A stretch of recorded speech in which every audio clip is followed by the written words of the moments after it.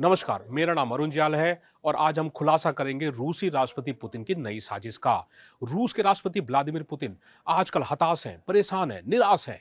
Ukraine जंग लाख चाहने के बाद भी वो जीत नहीं पा रहे हैं और यूक्रेन है कि हर दिन नए नए हमले कर रूस की नाक में दम किए हुए हैं। लेकिन आपको क्या लगा कि पुतिन शांत बैठ गए हैं? तो यह आपकी गलतफहमी है। वो पुतिन है जिसका दिमाग हमेशा नई साजिश बुनने में लगा रहता है। इस मामले में ताजा कड़ी में पुतिन ने अपनी निगाहें अब पड़ोसी देश मालदोवा में गड़ा दी है। मालदोवा ईस्टर्न यूरोप का एक देश है जो कभी सोवियत गणराज्य का हिस्सा था, लेकिन आज पुतिन की निगाहें इस छोटे से देश पर टिकी हैं। हाल ही में मालदोवा के पीएम डोरिक रेसियन के एक बयान ने पूरी दुनिया और यूरोप को खौफ में ला दिया। रेसियन ने कहा, पुतिन का सपना मालदोवा से अलग हुए हिस्से ट्रांसनीत्रिया में 10,000 सैनिकों की तैनाती कर मालदोवा में अपनी पिट्ठू सरकार बनाना है।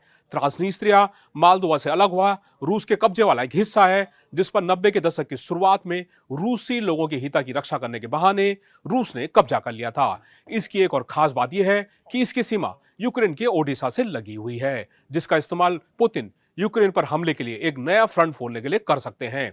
इस बारे में रूसी साजिश का और खुलासा करते हुए रेसिकन ने कहा कि मालदोवा के नागरिकों को बड़ी संख्या में रूसी करेंसी लाते पकड़ा गया है और बीते चुनाव में करीब 1,30,000 वोटरों को रूसी लोगों से रकम दी गई थी। पुतिन मालदोवा के नाटो में शामिल होने के प्लान को लेकर पहले भी अपना गुस्सा जता चुके हैं और उन्होंने चेतावनी देते हुए कहा था कि रूस ट्रांसनिस्त्रिया में रहने वाले अपने 2,20,000 नागरिकों को पश्चिमी देशों के रहमो करम पर नहीं रहने देगा। खुफिया दस्तावेजों के मुताबिक यूक्रेन जंग की शुरुआत में रूस ने ट्रांसनिस्त्रिया के सहारे यूक्रेन पर हमला करने के लिए एक और फ्रंट खोलने के बारे में विचार विमर्श किया था। तो आज पुतिन के नए खुफिया प्लान के सामने आने के बाद से पूरा यूरोप दहशत में है। क्या पुतिन मालदोवा पर कब्जा कर पूरे यूरोप, यूक्रेन, नाटो को एक सख्त संदेश देना चाहते हैं?